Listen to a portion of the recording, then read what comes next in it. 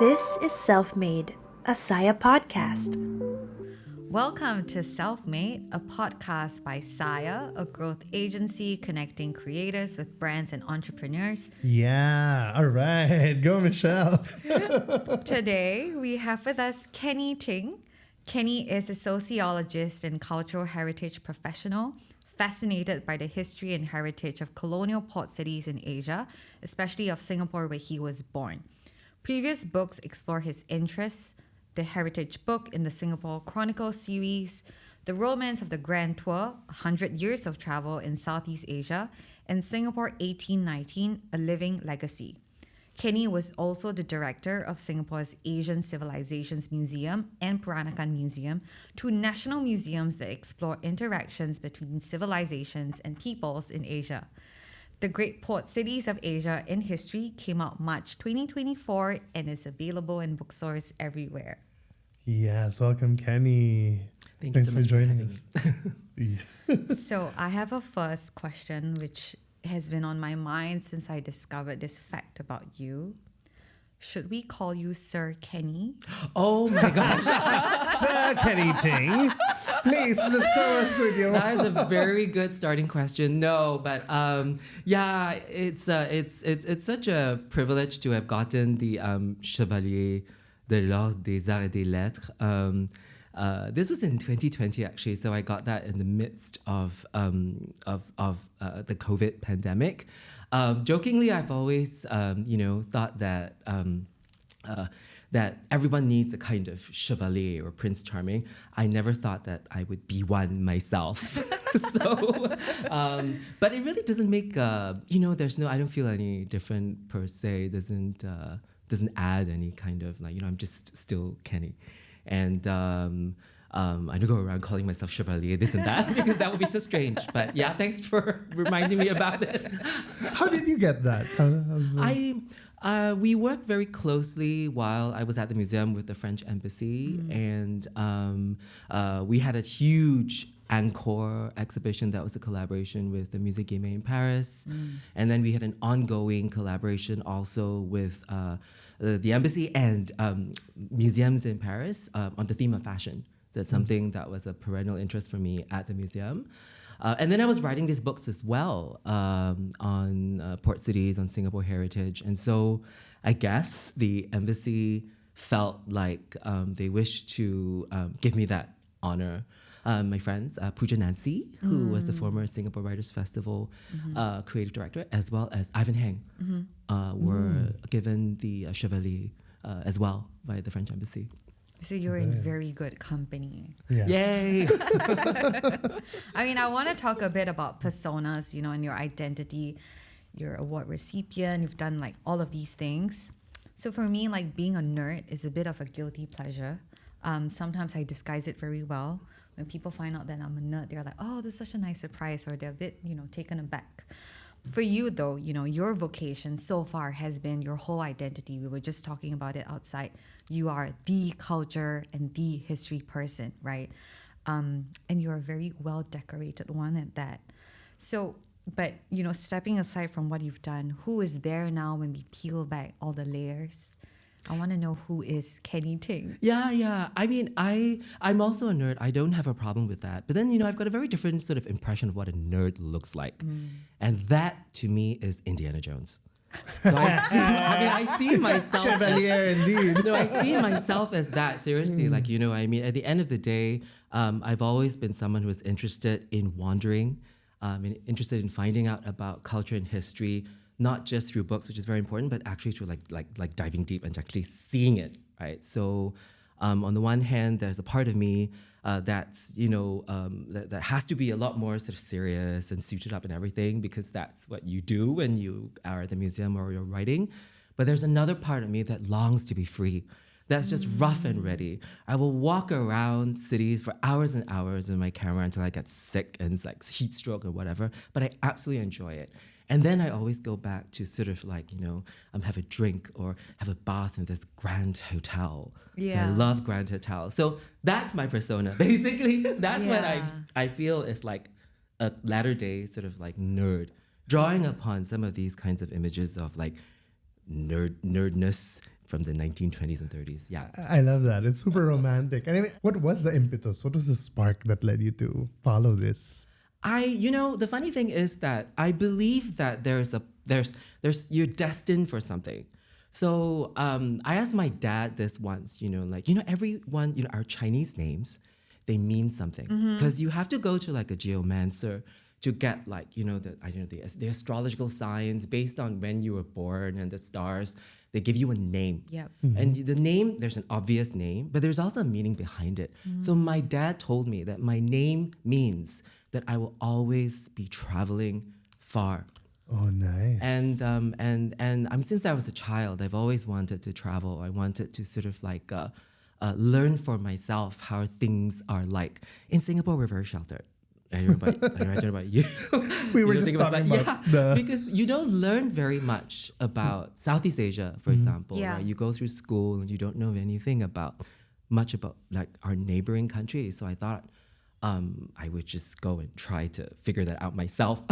How did you follow that? How did you basically say, I'm gonna study this from high school onwards, or is it something because you're also a history major, I'm right? a history major. Wonderful. Big nerd.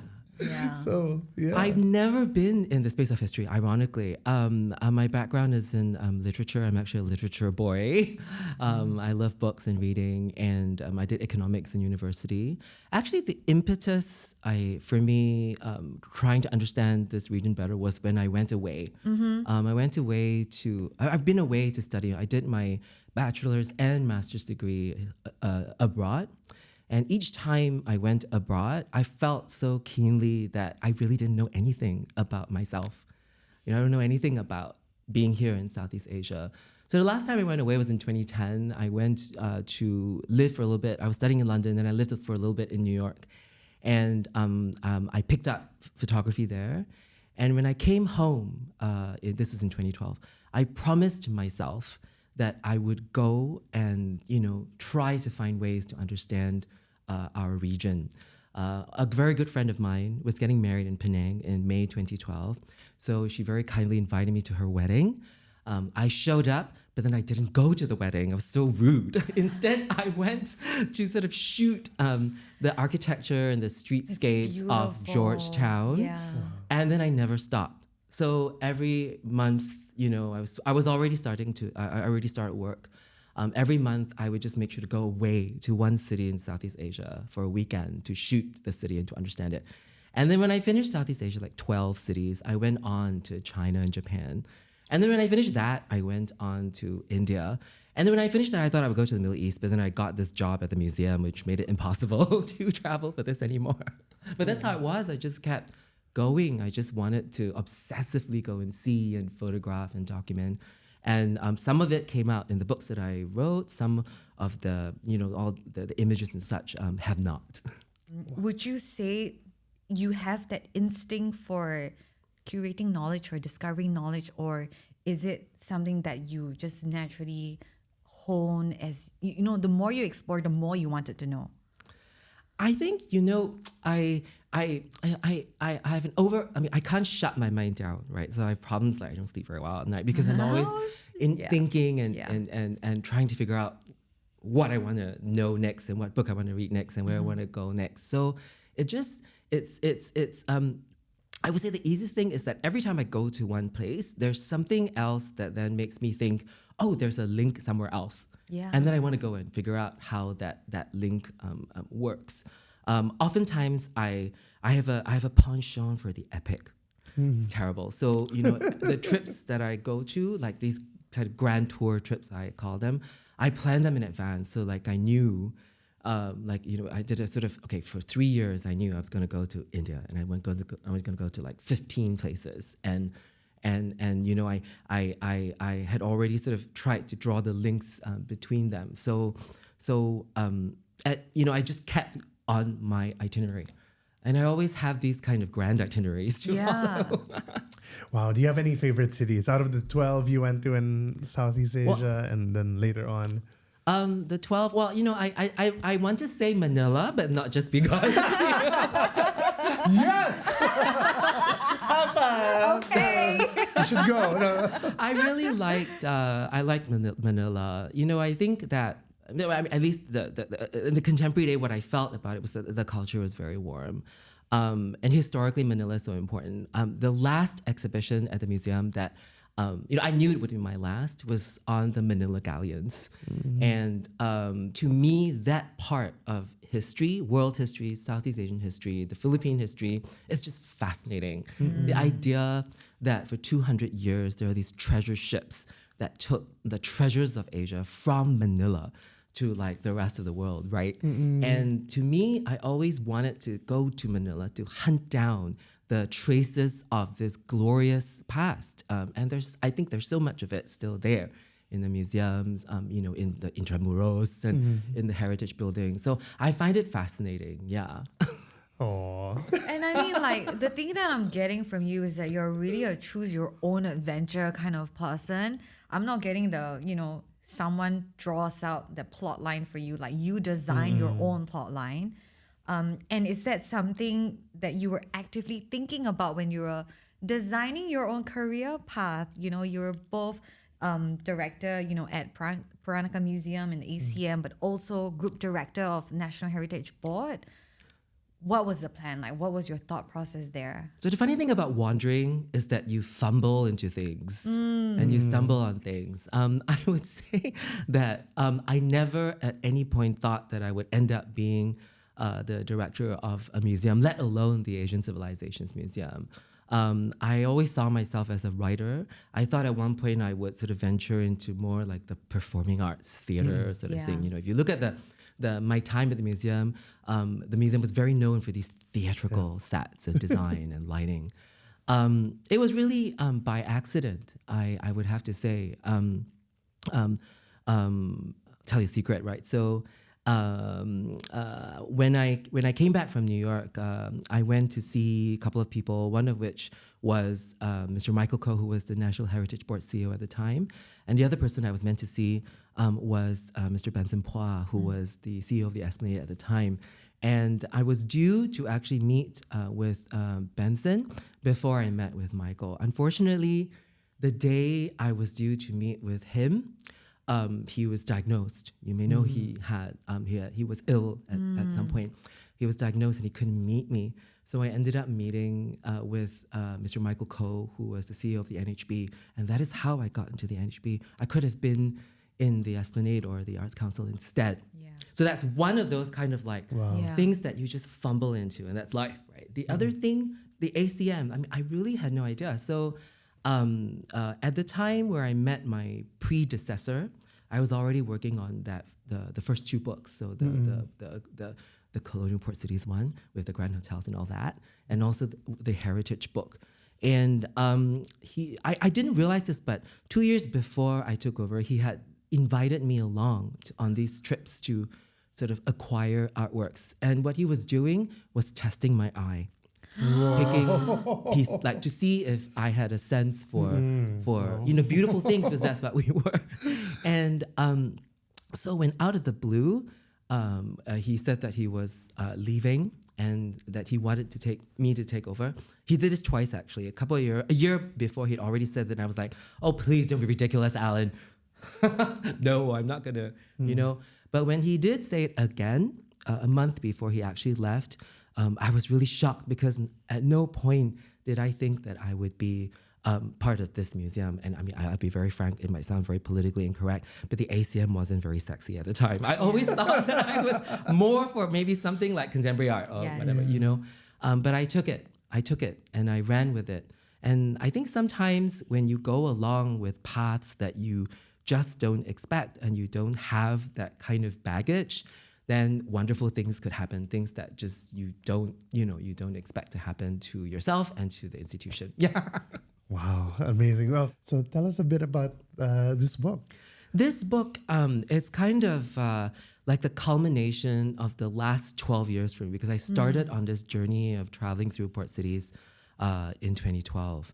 And it's really a kind of, like, dare I say, a kind of magnum opus, in the sense that it's epic in scope. It's got 60 port cities in it. It's completely insane. And it takes in 2,000 years of history. And what I try to do with the book is to basically retell the history or the story of Asia, but from the perspective of the sea and the ports and the peoples, and not like your typical like this empire, the Ming and the Qing and whatever, and the Mughal and so on and so forth. It was something I consciously wanted to do because my previous books had been somewhat more focused on the colonial. And then when you are at the museum, you go through this sort of like, you're part of this kind of conversations on decolonization and all that. So you feel so guilty about it. So I had to kind of turn around that. So the other thing that's really important about this book is that it really tries to sort of emphasize that trade wasn't just in the hands of the Europeans. So because of a 2,000-year timeline, I look at trade, port cities, this cosmopolitan Asia before the Europeans arrived. But even during the European period, I was very, very clear that I had to include these port cities that were still in Asian hands. It was very important to emphasize that there was Asian history. The Europeans did not shut down everything. Asian trade was still happening. So I'm pretty proud of it because it also pulls together everything, architecture, art in museums, literature, food, fashion, everything, every aspect of material culture to tell history in a very different way. Yeah, beautiful. It is a beautiful book. Yeah, how do you even start? Like researching or getting started on something like this? 2,000 years. Yes. I had some help from being at the museum, to be honest, because the scope of the Asian Civilisations kind of collections goes back more than 2,000 years. And one of the most enjoyable parts of being a museum director are the rare chances I get to give tours. I love telling stories about the objects. It beats sitting at my desk. And through that process, I got to know, be very familiar with a lot of the pieces at the museum. And you find these pieces appearing in the book. I use them to then tell the history of the past. So that's been sort of one part of I would say an unconscious research by practice, because through my work at the museum, already been building up this knowledge of the past. The other way of researching was simply just doing a lot of reading. I mean, one of the things this book tries to do is to draw on a lot of academic research, which tends to be a little more specific, may not be so easily understood by the lay reader. Yep. So I really tried to sort of hunt down a lot of very obscure kind of like research and try to sort of translate that for the reader. So it's a lot of reading, really hard work because I worked full time at the time, obviously. And I had a routine where nighttime was meant for reading, and the mornings were meant for writing. And of course, because I'd already been traveling for more than, for like 10 years and doing research as I went to each city, there was also a large amount of like material, whether it's, photographs or books that I'd already done in the last 10 years. So the process was easier than I thought it would be. Yeah. What do you hate the most about writing and publishing these books? What I hate the most, okay, let me work on the publishing bit first. Yeah. What I hate the most about the publishing bit, although I have a wonderful publisher, Shout out. Talisman, amazing, is you have to cut things out. Oh, and it's your baby, oh my God, right? It's so painful. And I had to cut out more than 30,000 words. When I first wrote this, I fancied myself a kind of Frodo Baggins, and this was a kind of Lord of the Rings journey. So I see this not as a history book, but a kind of travel journal, right? Space and time. Yeah. And a lot of the whimsical bits were also cut out because my publisher was like, can we just keep it factual? So that bit, it's painful, but it's got to be done. The writing itself, the most challenging bit is just the editing. You just have to, and you have to be very obsessive about it. You just have to keep editing until it feels right. This is what, your fourth? The fourth book, yeah. Fourth book, right? Like, I mean, I've always wanted to write a book that's like a bucket list. I'm sure you're working on your memoirs. No, I'm not working on memoirs. Just Instagram captions. And then compile it.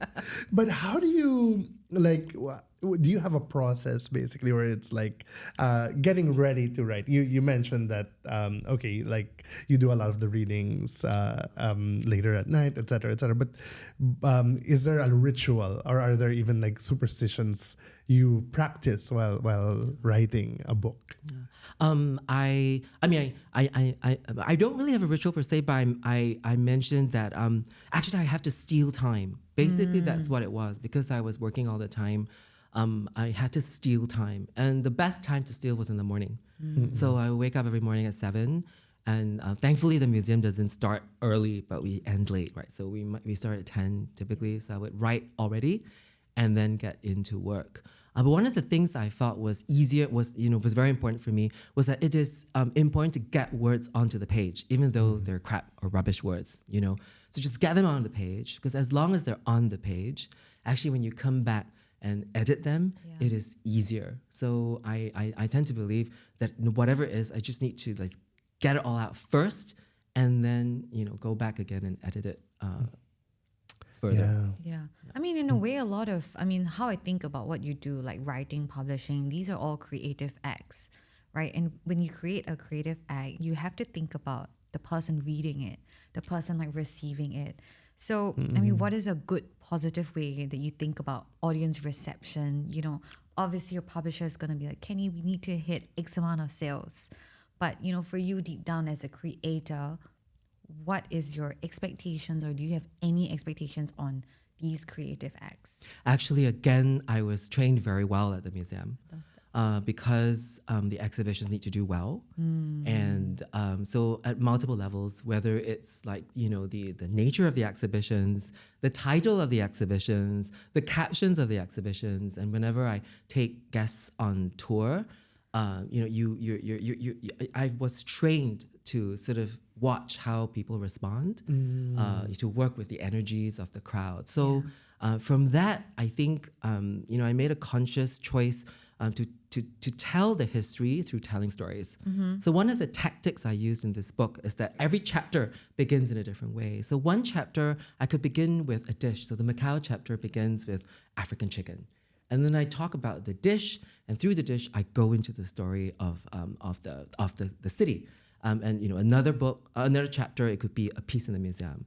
Another chapter, it could be a particular person or a building. So in that way, you're always starting off by telling a story. Yeah. And that storytelling is the most important. There needs to be a kind of flow and drama to it. That's awesome, because I was wondering about that, because you're such an animated and light person, and then suddenly you also have this background in creative writing and literature. Like, did you have to kind of be professor mode or kind of like academic mode when writing this, or no, this is like you put in basically as much style and flourish as you did? I did actually tend towards the academic mode a bit in this book. One of the tussles I had with my publisher was, cutting down footnotes. Oh my gosh! If I had I had like pages and pages and pages and pages and pages of footnotes, because the academic and the museum director and me, you get anxious. You want to like footnote everything. Where did this come from? Yes, etc. But then my publisher kept having to remind me that, look, this is meant for a mainstream audience. If you have too many footnotes, people are just going to be turned off. So I had to, I literally had an anxiety attack, and I had to call a friend of mine who's like, she's a prof, and she's like, what do I do? What do I do? Do you think I can? So she said, don't worry, just, as long, if there's a specific direct quote, from someone that, you use the exact words, then please footnote. Otherwise, you'll be fine. Yeah.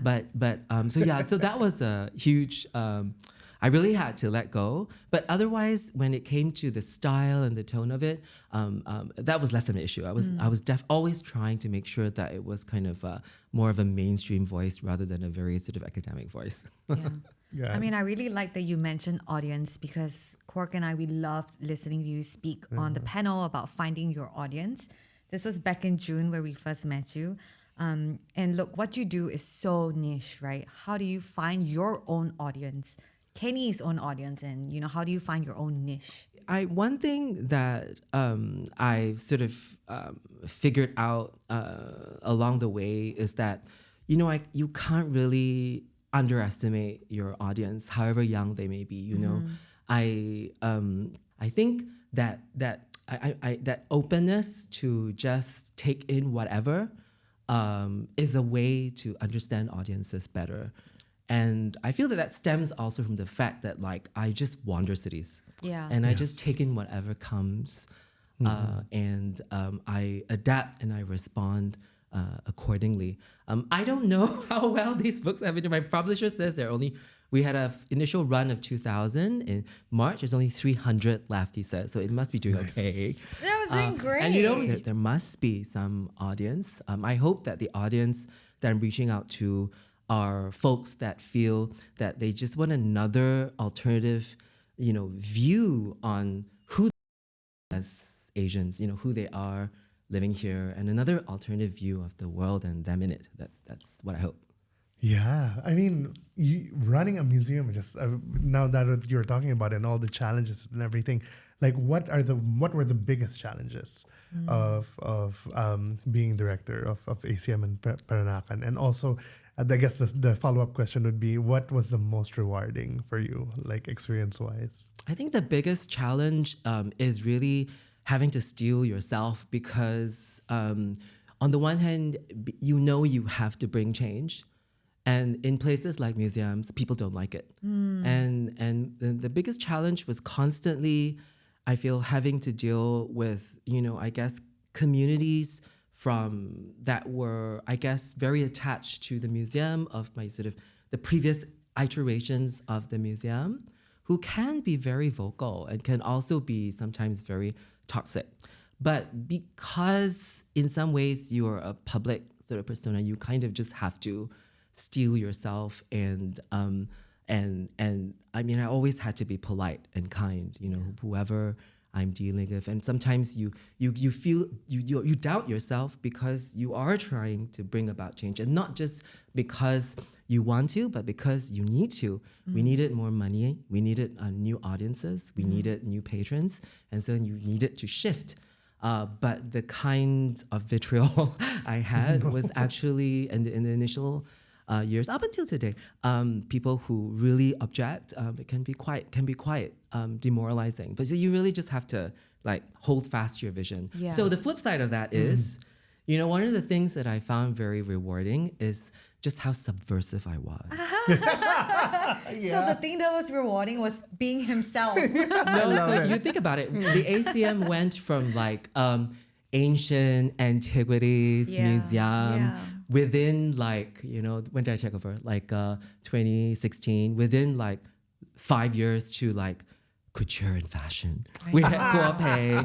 We had I know. SG Fashion Now, etc. So I thought that no matter what, somehow I managed to pull out of that off, despite all odds, and to deconstruct, subvert the traditional notion of this sort of museum. Yep. So that I find a huge achievement. Because when you do that, you're changing people's mindsets. You're changing people's attitudes about a lot of things, about museums, about Asian heritage and culture, and how it's relevant to the contemporary day. Yeah. You're bringing in newer audiences. You're changing the mindsets of patrons, which is good because, when I left, we had a bumper crop of patrons and donors giving to the museum. So, that's what's been the most rewarding. Yeah. I was just wondering, just really, really small question. Do you actually, you were talking about the vitriol and a lot of the toxicity you had to deal with, do you actually look at Google reviews? Is that something that... Of the museums? Yeah, Google reviews of the museum, or is that... No, I don't usually. So what I do is that I take a lot of groups of people through exhibitions and museums, and I gauge people's responses. And of course, I would, I would gauge the press and the media's responses on social media as well. And generally, I mean, so generally, I think I look out not just for positive things, for example, people always say ACM's exhibitions are beautiful, but also I wouldn't say negative, but it's all good. Yeah, I think. My own measure of impact has nothing to do with these.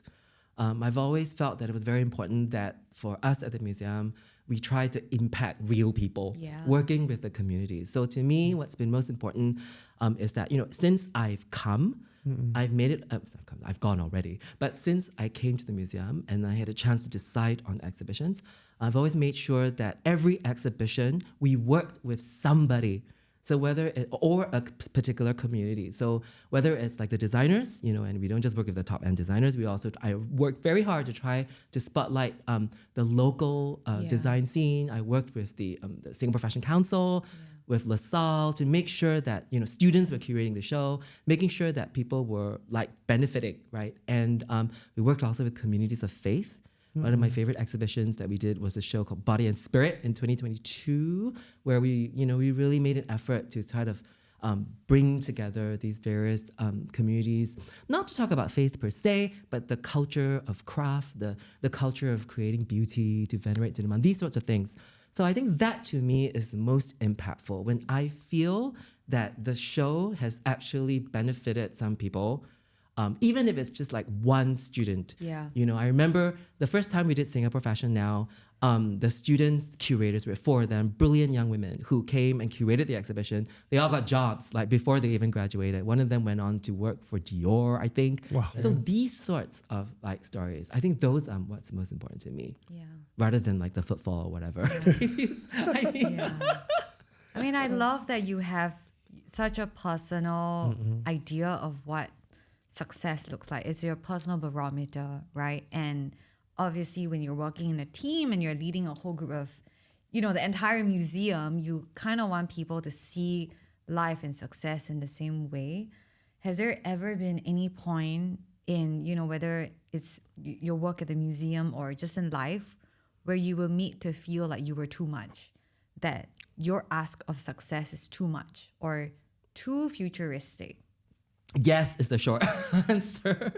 Give us a download. No, so I mean, when I decided that it was important for us to move into fashion, it was a huge gosh, what is going on, right? So a lot of people had to be convinced, not just externally but internally. What I tried to remind everyone was that it wasn't something that just came out of the blue from me. We decided to go into fashion because when I first came, we had this huge dinner where we had some of our stakeholders and patrons and donors, and I gave a sense of what might come under my tenure. And there were 2 things I said, what do you think? Shall we go this way or that way? And one was architecture, which is my first love. The other one was Asian fashion. And architecture and the city, no response. Asian fashion, everybody gasped. Well, this is the way you go. And so then afterwards, it's this sense of the gasp became something very important for us. Everything we did when we designed shows, you needed to have moments where you had that gasp. Yeah.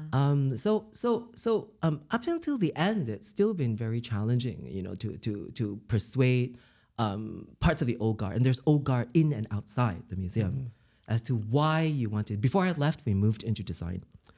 And I was very strongly also championing the government setting up a national collection for design and architecture, because I felt that's very important, because that's the next step. We've collected art, and nobody is collecting our designers and architects. Some of them were dying, right? The architecture, they were growing old. So that shift is again another kind of paradigm shift. And the folks had to be convinced. It's always harder to convince internally. Yeah. But because I've always been I always demanded that every show we needed to have a bit of a paradigm shift. My team was so used to me, exhausted, I'm sure, but they're used to. But I always try to persuade in terms of the new ways of thinking that we can achieve, the new kind of the impact we can have on people. You speak so fondly about your time there, working with the people, even your experiences. But how did you know it was your time to leave? I always knew that I didn't want to be, you don't want to stay there forever. A museum director position is very fraught these days. And you see what's going on elsewhere. I mean, it's not something you can stay on at forever. So from day one, I knew that I would leave at a certain point. I actually, I told my team from very early on that my last exhibition would be the Manila Galleon exhibition, and that's why. And Famous last words. it was so from when I first started, I wanted to do an exhibition of Manila Galleons, but it took so long to do because it was one of those shows that you didn't know if it would succeed, and it was our most expensive show, and so it took some time to get that confidence and enough money to build towards a show that I felt confident would be successful on something like the Manila Galleons. At the time, nobody knew. But there was also another turning point. I think I should just be very open to share it. My life changed because in 2020, I found out quite out of the blue that my largest artery, the LAD, the left anterior descending artery, was more than 80% blocked. No. And I had to have a stent put into me.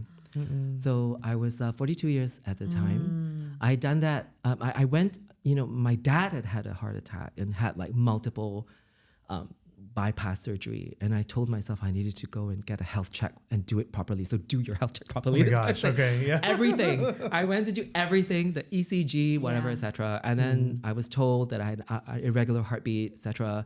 So I went to do a CT scan and I found it was a shock. And this was during COVID, right? So I was in the middle of this virtual meeting when the cardiologist called me, in this meeting, and said, I need to see you immediately. That can't be good. So I had my stent. I was very thankful because honestly, you hear of and I was super fit at the time too. You hear of these like young people who just kind of step off from a run or whatever and just collapse and they die. So after you've had thankfully I didn't have a heart attack or anything. It just was caught. Yeah. So I was so lucky. After that, I wasn't the same. I think after that, I was very clear that I needed to step off because the kind of intensity that is required of me at this particular position wasn't something that I could keep up forever. And, I think when something happens to you, you realize that life and it's just for me. I don't have to prove so much anymore. Yeah. I've done all that I needed. So I think that was really the point. Yeah. And this was in 2021. So you were, like you said earlier, you had a role that most people in their 60s had. So how did you feel any sort of pressure to kind of like, I have to follow this up with something big? Or is it more like a relief where it's like, I've done what I needed to do and I can do whatever the hell I want? I am not going to try to follow this up with something insane. No, it was a huge relief to step off. I think, it's funny because the first question you asked me was like, about the Chevalier. I've got that already. Yeah. It's wonderful.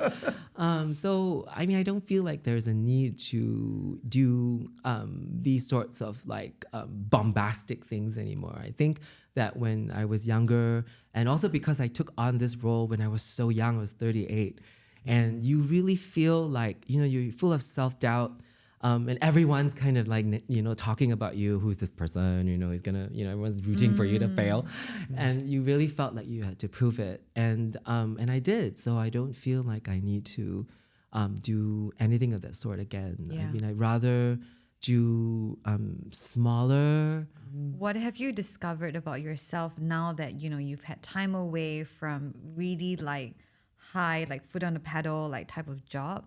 You're in your sabbatical now. Have you gotten to explore, parts of your life that you didn't spend too much time on or even spend time with people? How has your break been? I think that I used to think myself very introverted, and that's why I spent a lot of my time wandering and writing on my own. But the last 3 months, the greatest joy has been with my friends and family and sort of like people I've met through the museum as well. Because I really didn't have time to do that when you were working at the museum. I like to tell people it's terrible. It's like you're basically like a kind of like investment banker or like a private banker, but none of the money went to you, right? You just like bring money to the museum.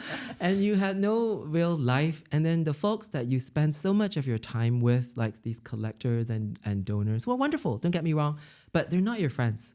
They're not. You realize the people that so much of your time is with, they're not really. I mean, some of them end up being your friends, but most aren't. And I've really enjoyed the company of people these last 3 months. Just making an effort to. I had dinner at my friend's place last night, and we had a potluck, and I spent the whole afternoon cooking a crocodile jambalaya. Wow. Cajun crocodile jambalaya. Talk about random niche. things, and turned out okay. So it's these things, these small little things that, you know, when you're in like you're trying to you're succeeding. I mean, even we talked about different markers of success. When you're succeeding professionally, you sniff at these small things like cooking dinner for a potluck and going to have a whale of a time, and you laugh at friends' places. But these are what the marks of success, I think, like that are important. You know, being able to kind of, I mean, I just spent the whole afternoon, I cooked, I made the broth from scratch, like chicken bones or whatever, from like 2 p.m. to like 7. You know, these sorts of things I'm really enjoying. Yeah. And that's why I can't write as much as I want to. But that's amazing. A lot of people really want to follow your path. A lot of people look up to you, and it's a very interesting set of skills you have and the things that you've done, right? Like, do you have any advice for anyone who kind of wants to run a museum or become a historian or a sociologist or write books? Yeah, or cook crocodile jambalaya. Yeah. I mean, I think it's all kind of related, and to me, it's always important to be polite. But it doesn't mean that you're a pushover. You will always have to be kind and courteous and polite. And I mean, I had to say no to a lot of people. Like ambassadors want to do this and that. You know, collectors are like, does the museum like this? You know, just say no to a lot of people.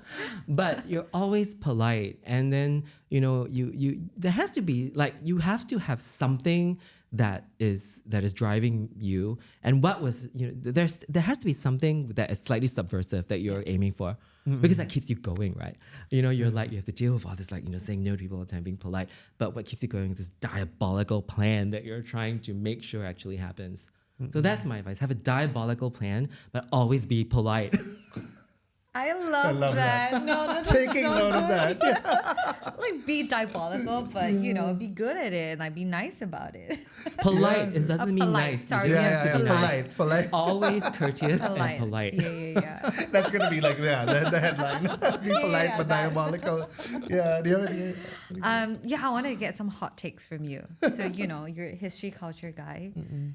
People always say Singapore has no culture, we've got no history. To that you say? That's rubbish, because people think of us of just having a history that starts from 1965 or these days 1819.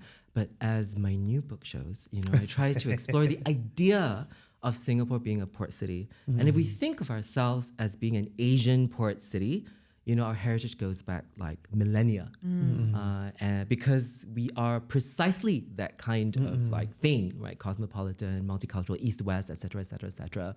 Port cities have always been like that, and we continue to be like this. And so we have stacks of culture and heritage. Word. I love it. My last question is, in studying all this history and for the books, for the museums, etc., what is the one lesson you've learned that can be most applied to today, that people should be learning today or practicing today? I think that it's precisely what you just said that's the most important. I think that most people think history is irrelevant, but for me, it's been very important to always find a way to link whatever I'm trying to figure out in history to the present day. So I give you an example. Why port cities? Why this emphasis on, you know, this idea of cultures crossing and connecting? Because that's the most important thing now. If you look at the world today, where it's all about conflict and it's all about these like otherness, etc. You know, I felt it was very important for us to celebrate this diversity around us, and to draw on historical references of how this diversity has created, you know, wonderful things. Because we need that the most now in the world today. Wow. Yeah. Love it. So profound. Thank you, Kenny. Thank you so much for hearing me ramble on. Thank you. We love it. We learned so much. So that was Kenny, the Knight of the Order of Arts and Letters by the French government. His latest book, The Great Port Cities of Asia in History, is out now in stores worldwide. Thank you again, Kenny. Thank Thank you. you. That was so fun.